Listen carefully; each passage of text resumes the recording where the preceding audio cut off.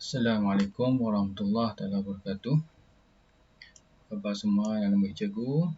Cikgu berharap kamu semua berada dalam keadaan sihat bersama keluarga kamu. Baik, hari ini kita akan teruskan pembelajaran kita dalam mata pelajaran reka bentuk dan teknologi tahun 4. Masih berada tajuk reka bentuk pengatur ceraan. Okey, kita akan pergi ke 6.1.3, menulis sudut kod dan melukis carta alih struktur kawalan jujukan dalam situasi yang ringkas. Baik. Seterusnya, objektif pengajaran dan pembelajaran.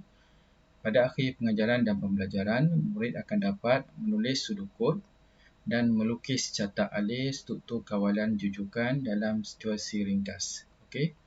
Kamu pada hari ini diharapkan kamu akan dapat menulis sudut kod. Pertama, kamu dapat menulis sudut kod dan juga kamu dapat melukis carta alih. Pertama, dapat melukis sudut kod dan dua, melukis carta alih. Baik. Pertama sekali kita ulang kaji balik apa yang cikgu sebutkan pada minggu lepas, iaitu algoritma. Apa itu algoritma? Algoritma ialah langkah-langkah untuk menyelesaikan masalah atau melaksanakan tugasan. Algoritma boleh dijelaskan melalui sudut kod atau carta alih. Jadi di sini kamu perlu tahu apa itu sudut kod dan carta alih. Yang ini kita dah belajar pada minggu lepas. Sudut kod, cikgu ulang baliklah. Sudut kod ialah satu set pernyataan dalam bahasa biasa. Sudut kod menunjukkan langkah demi langkah melaksanakan tugasan dari mula hingga tamat. Okey. Contoh di sebelah ni menunjukkan sudut kod. Inilah sudut kod. Sudut kod. Okey, sudut kod ni dia menyatakan satu set pernyataan dalam bahasa biasa. Jadi dia akan mula dengan mula. Mula ini wajib. Wajib dinyatakan di sini mula dan tamat. Mula dan tamat wajib dinyatakan di sini. Yang huruf yang gelap ni, yang tebal dan gelap ni adalah operasi. Operasi yang dilakukan dalam situasi ini. Seperti masukkan, panaskan, tuangkan, masukkan, rendamkan, keluarkan, masukkan, kacau, tuangkan. Jadi yang ni kita dah bincang pada minggu lepas. Okey, bagaimana pula dengan carta alih? Okey, carta alih ialah langkah demi langkah penyelesaian masalah secara grafik. Secara grafik. Di sini dinyatakan perbezaannya secara grafik. Tadi secara penyataan biasa ini secara grafik. Simbol dalam carta alih dihubungkan dengan menggunakan anak panah. Okey, mana anak panah? Di sini anak panah. Penyataan sama juga seperti sudut kod, cuma dibentangkan, ditunjukkan secara grafik saja. Ini ada makna dari segi grafik ni, dari segi makna bulat, makna segi empat selari. Apa makna segi empat selari itu? Okey, makna segi empat selari. Apakah makna bulat? Apakah makna segi empat tepat? Okey, dan sebagainya. Okey, secara kesimpulannya, algoritma ini kita boleh pecahkan kepada dua. Pertama, sudut kod. Dan kedua, carta alih. Okey. Sudut kod atau carta alih ini dipanggil algoritma. Okey.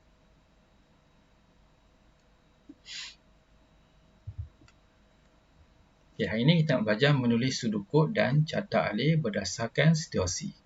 Kita akan bagi situasi dan kita akan cuba melaksanakan menulis sudut kod dan juga membuat carta alih.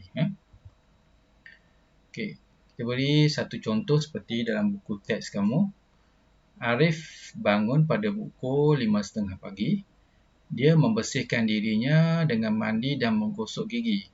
Selepas itu, dia memakai baju sekolah dan menunaikan solat subuh secara berjemaah. Selepas bersarapan bersama-sama dengan keluarganya, dia ke sekolah dengan menaiki basikal pada pukul 7 pagi. Okey, ini adalah situasi. Kita tengok macam mana kita nak tulis sudukut dia. Okey, di sini sudukut. Okey, mana sudukut? Ni di sudukut. Dan di sini carta alih. Okey. Sudukut kita tulislah mula, memang ini wajib. Yang ni wajib tulis mula bangun dari tidur. Kan? Tadi kan dia bangun dari tidur. Kita tuliskan bangun dari tidur.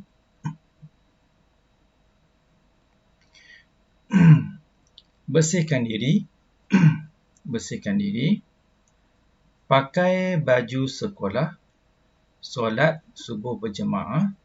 Sarapan bersama keluarga. Pergi ke sekolah dan tamat. Tamat di situ. Okay, macam mana pula untuk carta alih? Carta alih kita kena bentuk-bentuk, ada bentuk-bentuk kan. Jadi dah nyatakan tadi ada bentuk-bentuk yang yang perlu dilukis lah. Okay, pertama sekali bentuk bulat. Sudah tentu kita akan tulis mula. Di sini mula, di sini pun mula. Okey, bangun daripada tidur. Okey, tulis balik. Bangun daripada tidur. Bersihkan diri. Okey, bersihkan diri. Pakai baju sekolah. Okey, sekarang ni kita tulis balik. Solat subuh berjamaah. Okey, kita tulis balik dalam kotak ni. Sarapan bersama-sama dengan keluarga. Okey. Pergi ke sekolah dengan menaiki basikal, tulis balik dan tamat. Dan tamat. Disitulah perkaitan antara sudukut dan carta alih. Okey, tengok balik. Sudukut tadi macam mana? Okey, carta alih dia akan tunjukkan langkah demi langkah penyelesaian masalah secara grafik. Okey, di sini grafik lah. Baik. Ada yang tanya cikgu, macam mana dengan simbol-simbol tu? Okey, cikgu tunjukkan sini simbol dan makna dia. Untuk simbol bulat, untuk terminal tu, di mana terminal? Terminal ni simbol bulat. Simbol bulat untuk mula dan tamat. Okey, menunjukkan permulaan atau penamatan. Untuk permulaan dan penamatan. Okey, untuk segi empat selari, segi empat selari memberi maksud input atau output. Itu aktiviti memasukkan data, menyimpan data dan mengeluarkan keputusan. Contohnya masukkan air ke dalam gelas. Itu input lah. Okey, itu contoh input. Jadi untuk segi empat tempat ni macam mana pula? Segi empat tempat ni menunjukkan proses. Proses menunjukkan aktiviti pemprosesan yang dilaksanakan. Untuk segi rhombus, untuk simbol rhombus menunjukkan pilihan, ya atau tidak. Yang ni mungkin tahun 4 dia tak akan sentuh lagi berkaitan ni. Dan anak panah ni apa? Menunjukkan garis alih. Okey. Tengok balik. Okey, ni. Okay, kita pergi ke situasi yang kedua. Danish bangun dari tidur pada pukul 6 pagi. Dia mengemas bilik tidurnya dan terus menunaikan solat subuh. Selepas solat, dia bersarapan dengan ibu bapanya. Seterusnya, dia menghadiri kelas online guru matematik pada hari itu. Okey. Macam mana kita nak buat sudukut? Pertama sekali kita cari apakah kata kerja dia buat. Okey, pertama kita sudah tentu kita akan tulis mula. Okey, apa kerja yang dia buat? Bangun dari tidur. Okey, bangun dari tidur. Okey. Bangun dari tidur, kita tulis bangun dari tidur. Lepas tu apa lagi kerja yang dibuat? Mengemas bilik tidurnya. Okey, pertama bangun tidur, mengemas biliknya dan terus menunaikan solat. Ini adalah kata kerja dia. Kerja yang dibuat. Tunaikan solat. Ketiga. Lepas tu dia buat apa? Okey. Bersarapan. Bersarapan. Okey, lepas tu dia bersarapan. Jadi keempat. Bersarapan keempat.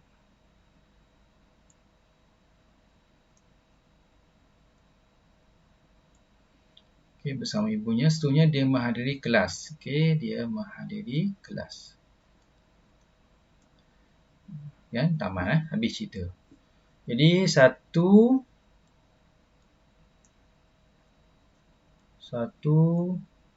dua,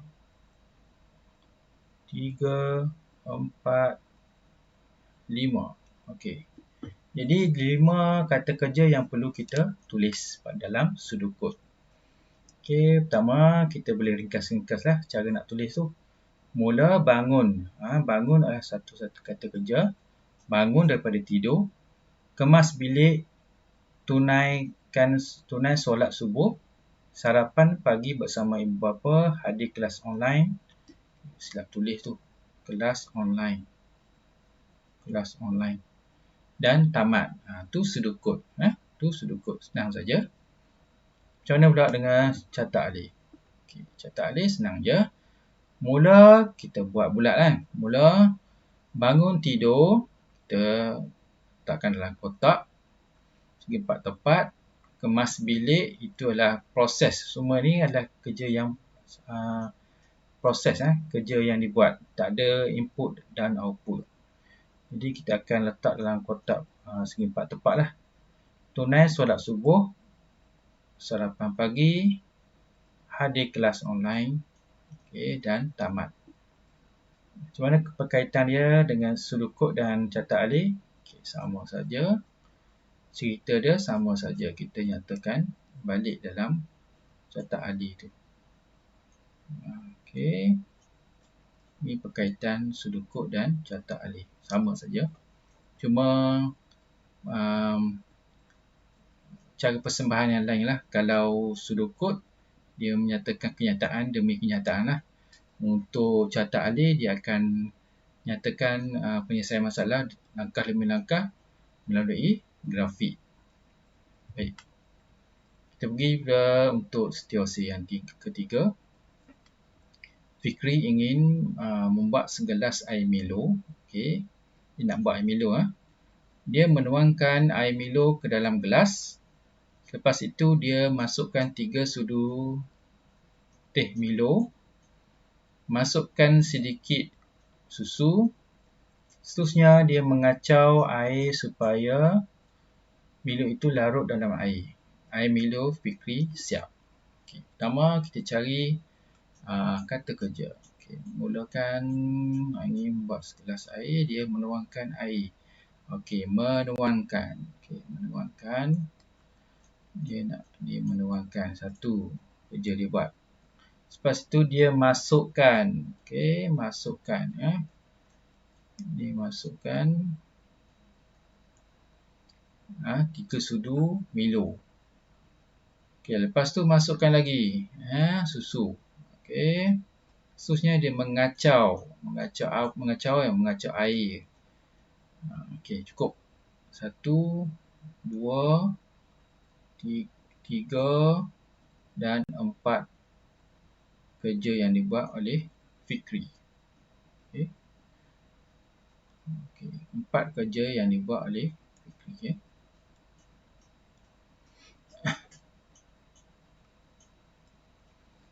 Pertama sekali mula wajib tulis. Okey, tuangkan. Dia menuangkan air panas ke dalam gelas. Okey, kita ringkaskan. Tuangkan air panas. Masukkan 3 sudu teh Milo. Okey, masukkan 3 sudu teh Milo. Okey, sama. Masukkan sedikit susu. Masukkan sedikit susu. Okey. Dan keempat, mengacau air tersebut supaya Milo itu larut. Okey, mengacau air. Dan apa? Last sekali. Tamat. Okey, bagus. Okey, itulah siap sudut kita untuk situasi yang ketiga. Okey, macam mana pula untuk carta alik? Carta alik, mula kita tulis dalam bulatan. Okey, tulis dalam bulatan. Tuangkan air panas. Sebab apa dia segi empat selari? Apa bentuk dia macam ni pula? Sebab apa? Sebab di sini ada input dan input. Kenapa pen cikgu dia macam ni? Input atau output. Okey. Masukkan Milo. Okey, Milo pun sama. Kita bila input output, jadi masukkan Milo, maknanya input lah. Kita masukkan input.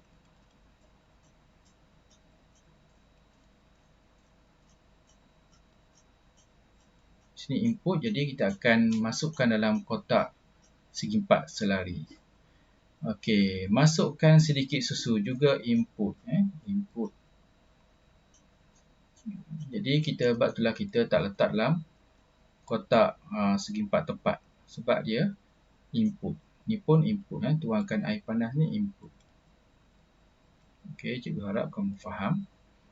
Dan mengacau air ni bukan input, ni adalah proses. Jadi kita akan letakkan dia dalam segi empat tepat. Bila tamat, apa simbol dia? Tamat kan bulatlah. Mula bulatkan dan tamat bulatkan. Okey. Okey, bagaimana kefahaman kamu tentang PDP hari ini? Okey, cikgu rasa sudah tentu benda ni baru untuk kamu. Kamu boleh rujuk balik dalam buku teks kamu.